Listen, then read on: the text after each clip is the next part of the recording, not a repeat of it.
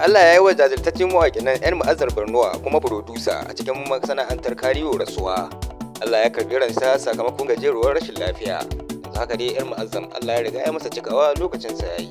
Muna ɗauki da ƙarin bayani dangane da abin da ya shafi mutuwarsa, tare da kuma shaidu da kuma halayensa da aka bayyana bayan mutuwarsa. To jama'a barkanku da yau, barkanku da sake kasancewa da mu a cikin sabon shirin.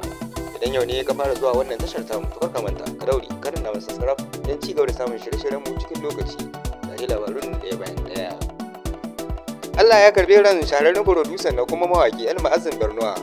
Sanin kowa ne mawaki El Ma'azzam Barnowa ya yi tashe inda yake kawo abubuwa na ci gaba musamman a masana'antar Kannywood. Dukkanin abubuwan da El Ma'azzam ya yi a lokacin da yana raye ana ɗauko su a halin yanzu domin mafi yawan su faɗakarwa ne da ilmantarwa, musamman yadda yake amfani da manhajar TikTok.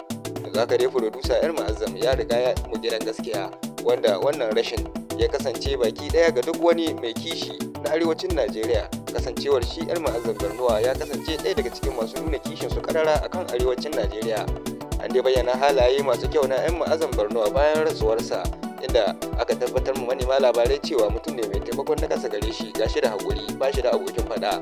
El Ma'azzam Barnowa dai ya samu kyakkyawan shaida a wurin makwabtansa da kuma 'yan uwa da abokan arzikin, da kuma musamman jaruman masana'antar Kannywood kamar irin su Sayyida Sadiya Haruna da kuma Usamha N Inuwa da Rahama Sa'idu da dai sauran wasu masu amfani da manhajar TikTok tare da kuma sana'ar Kannywood.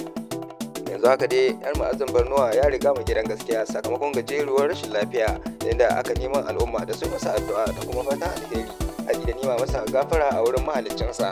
Da wannan rahoton muka zo ƙarshen wannan shirin.